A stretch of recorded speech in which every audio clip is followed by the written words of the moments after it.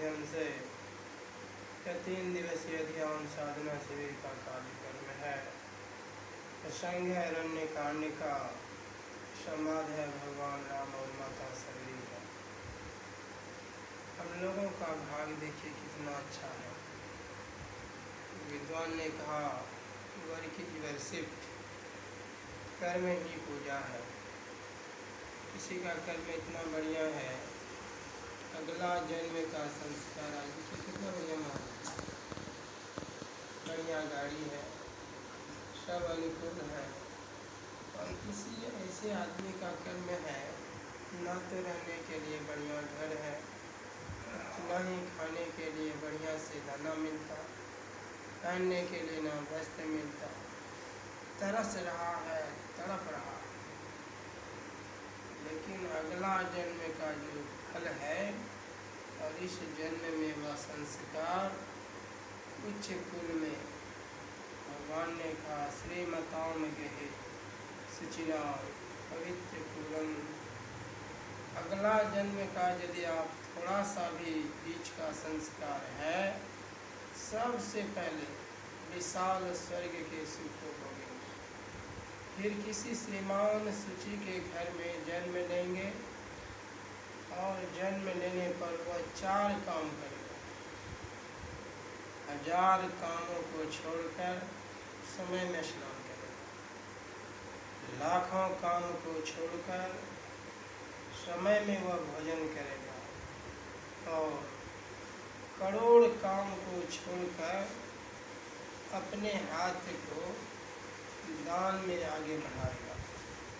अरबों काम को छोड़कर के जो मनुष्य अपने कल्याण के लिए, अपने उद्धार के लिए जो ध्यान करता है, जाना सबको निश्चित है।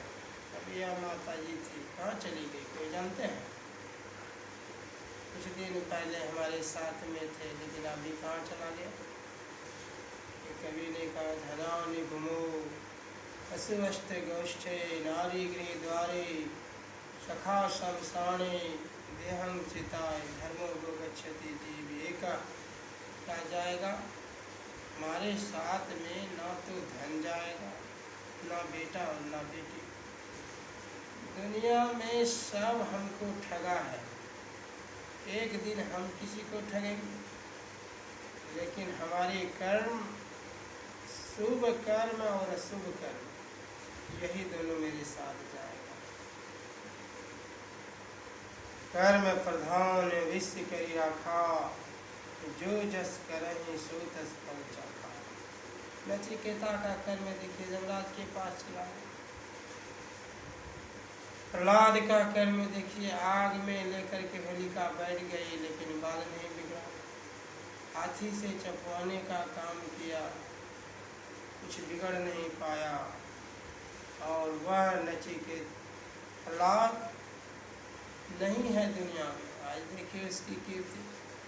उसी का बाप 14 वरदान 16 वरदान प्राप्त करने वाला, जब भगवान के हाथों पकड़े गए, छरपट करता है, छरपट करता है। नरसिंह भगवान ने कहा रे मूढ़ा, जब तू पाप कर्म करता था उस समय में तुम्हें खुशी मिलती थी, आज इसका फल मिल रहा है तो तू तड़प रहा है, तरस रहा है। ठीक उसी तरह से हम लोग जो यह 14 मासिक पिंड करते हैं, 14 मासिक पिंड प्रेत कर्म का है। 12 बजे बाद ही पंडित जी आपकी माँ के लिए, बाप के लिए जो कर्म करेंगे वो भूत का करेंगे। कोई भी पंडित को कहिए कि 10 बजे से पहले हमारी माँ का श्राद्ध किया कर दीजिए, 8 बजे शुरू कर दीजिए, नहीं करेगा। और न ही सीधे हाथ से भोजन देगा, जब हाथ पलटा देगा, मंत्र बोलेगा अन्नहीनम क्रियाहीनम भक्तिहीनम। इसका अर्थ कितने आदमी जानते हैं? मतलब अन्नहीनम, मेरा माँ क्या अन्न नहीं खा रहा था। क्रियाहीनम, इंद्रियां नहीं थी, हाथ पैर गिदाने की नहीं था। भक्ति भले करे या नहीं करे, लेकिन यह 2 चीज़ तो था। इसीलिए यह सब प्रेत कर्म में 80,000 मंत्र केवल कर्म कांडकात्मक है। इस कर्म से आपको गति नहीं मिल सकता। 80,000 मंत्रों के द्वारा यथा आप किए हैं, देखते हैं इसी में बहुत श्राद्ध में आप छत्ता दीजिएगा, मसहरी दीजिएगा, लाठी दीजिएगा, तोशक दीजिएगा, तसिया दीजिएगा, माँ को मिलेगा? कुछ भी नहीं मिलेगा। हाँ, यह है आप दान किए हैं, आपको मिलेगा अगला जन्म में। लेकिन जहाँ एक सूरज में इतनी गर्मी है और करोड़ों सूरज की गर्मी में उस जगह में जब हमारी माँ को ले जाएगा, बचा पाएगा? कभी नहीं बचा पाएगा। बैतरनी नदी में जब पार कराएगा, और वह नदी है, हड्डी है, चमड़ा है, मांस है, रुधिर है, खून है, पेशाब है, पीप है, ये सब बदबू दे रहा है। और उसी बैतरनी नदी में गोता लगाएगा, डुबाएगा, उठाएगा। और एक दिन नहीं, श्रीमद् भागवत महापुराण के अनुसार 14 मासिक पिंड यदि है, 28 नरकों में एक नरक का नाम है बैतरनी। एक एक नरक में 2 महीना तक डुबाएगा, उठाएगा, डुबाएगा, उठाएगा। एक नरक का नाम है अंधताम्रिश नरक। कबीर साहब ने कहा, एक तो अंधेरी कोठरी, तामे दिया न बाती हो, भैया पकड़ जम ले चले, कोई संग न साथी। कोई नहीं जाएगा। हित प्रेमी अरु बेटा बेटी, कोई न संग में जैतोगे। धन दौलत अरु महल अटारी, ये को न संग में जैतो। 96 कुंटल का हुआ गधा और उसी अंधेरी कोठरी में मारते मारते ले जाएगा। क्या दुर्दशा होगा, विचार कीजिए।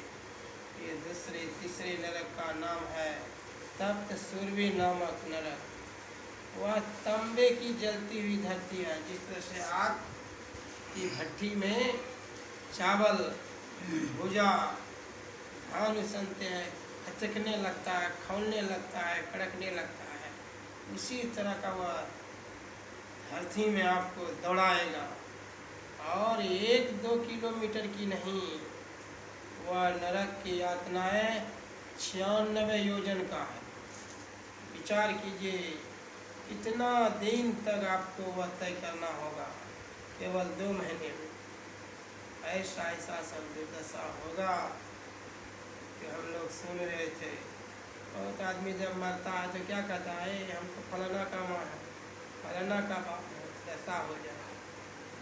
यदि किसी का बेटा चतुर है और उस समय में यदि कहेगा माँ माँ, भगवान का नाम लो, हे राम हे राम हे राम, हे कृष्ण हे कृष्ण हे कृष्ण, या यदि कान में बोल रहा है, आँख से देख रहा है, दम तोड़ दिया, वह माता के लिए लिखना नहीं पड़ेगा कि स्वर्ग, सबसे पहले वो स्वर्ग। और यदि बुरा कर्म है, वृक्ष को काटा है, माँ बाप को सताया है, सास ससुर को भोजन नहीं दिया है, तमोद्वारम योग सीताम संगी संगम, उसके लिए माछी बनने के लिए, मच्छर बनने के लिए, डांस बनने के लिए, ढीला बनने के लिए, भैंस गधा बनने के लिए तैयार है। मनुष्य शरीर से यदि मनुष्यता वाला काम नहीं हुआ, आपको दुनिया में सदगति कहीं नहीं मिलेगा। इसी शरीर से पितामह भीष्म के तरह, इसी शरीर में क्या कर्म था उसका, 100 जन्म का बात जानते थे। भगवान कृष्ण से पूछा, मैंने कोई ऐसा अब कर्म नहीं किया, फिर बाण की सैया में क्यों? भगवान श्री कृष्ण ने कहा, उस दिन का याद करो जब आप राजा थे, 100 जन्म से पहले रथ में सवार होकर के जा रहे थे, रास्ते में एक सर पर रास्ता काटा, चढ़ा दिए थे, सारथियों से कहा सांप को फेंक दो। सांप मरा नहीं था और बबूल के वृक्ष में जाकर के कांटे में तड़प तड़प के तरस तरस करके मर गया था। और वही सांप श्राप दिया था, जिस तरह से मैं तड़प और तरस करके मरता हूँ, एक दिन तू भी बनोगी सैया में। क्या उसको छोड़ा? धर्मराज युधिष्ठिर कितना धर्मात्मा था, जतो धर्म ततो जया। धर्म के बल से पृथ्वी से एक हाथ रथ का चक्का ऊपर में चलता था, लेकिन जीवन में एक झूठ बोला, अशोष्ठमा हतो नरो वा कुंजरो, 2 मुहूर्त तक नरक देखना पड़ा। विचार कीजिए, हम लोग कितना झूठ बोले। संत के लिए बतलाया है, रत्नाकर जब ध्यान करके परमात्मा का दर्शन कर लिया, कर्म का फल कर लिया। महर्षि वाल्मीकि बन गए, उल्टा नाम जपत जग जाना, वाल्मीकि भय ब्रह्म समान। 9 इंद्रियों के द्वारा जो कर्म किया जाएगा, वह कर्म का भोग हमको भोगना पड़ेगा। लेकिन 9 द्वार से जो ऊपर 10वां द्वार में, उस जगह से ज्योति और नाद का यदि आप दर्शन कर लेंगे, कर्म के बंधन से आप मुक्त हो जाएंगे। जो माता सबरी के लिए सुनाया, जाति अघ नीच जाति का, लेकिन गुरु के चरणों में कितना प्रेम, गुरुपद पंकज सेवा, कितना बढ़िया था माता सबरी। काला कलोटा, लंबा चेहरा, चिपटा दांत, विकराल आंख, लंबी बालें, लोग देख करके डर जाते थे, लेकिन भक्ति था, भगवान को देख करके अपने शरीर का परित्याग किया। सब जगह आप लोग देखे होंगे, साधु महात्मा आते लोग विदाई करते हैं, लेकिन जब भगवान राम सबरी के आश्रम में गए हैं, सबरी कहा, प्रभु दुनिया के लोग आपकी विदाई करता है, लेकिन आज आपको मेरी विदाई करना होगा। कोई बोल सकते हैं? भगवान ने कहा, जैसी तुम्हारी इच्छा, आप सामने में रहो, मैं आपका मुख कमल को देखकर स्वधाम सिधार गया। जटायु गिद्ध मांस का भोजन करने वाला भगवान राम का दर्शन करते करते शरीर छोड़ दिया और उसका यथायोग क्रिया किया है। देखिए रामायण में धोती छत्ता लाठी दिया है, और ऐसा विरल भक्ति मांगी कि गिद्ध गयो हरिधाम, परमात्मा के धाम गए। भगवान श्री कृष्ण ने कहा, तद भासते न सूर्य न संसको न पावक। भजन करने वाला अच्छी तरह से वह व्यक्ति मेरे सधाम में जाते हैं। पुनरपि जननम पुनरपि मरणम पुनरपि जननी जठर शयनम, यह संसारे खल विस्तारे कृत पारे पाय मुरारे भज गोविंदम। ऐसा भजन करने वाला दुनिया के आवागमन के चक्र में नहीं आता। मैं गुरु महाराज से प्रार्थना करता हूँ कि माता जी गुरु महाराज के भक्त हैं, भक्तिमती थी, भक्ति का कभी नाश नहीं होता। संत कबीर साहब ने कहा, भक्ति बीच बिरसै नहीं, जो जुग जाए अनंत, ऊंच नीच घर जन्म लिए क्यों संत का संत। देखते हैं कोई छोटा बच्चा जन्म लेते ही भक्ति शुरू कर देता है, कोई इसी घर में बूढ़ा हो जाएगा लेकिन मांस मछली नहीं छोड़ेगा, क्यों? वह नरक से आया है। स्वर्ग से जो जीव आएगा, एकदम बाल्यकाल में रामायण पढ़ेगा, महाभारत पढ़ेगा, ध्यान करेगा, भजन करेगा, और जो कुछ मिल गया तो किसी को कहिए दे दीजिए, तुरंत दे देगा। कोई ऐसे बच्चे हैं छीन करके लोगों को खा लेगा, देगा नहीं। इसीलिए कर भला होवे भला, करके भलाई देख, कर बुरा होए बुरा, करके बुराई देख।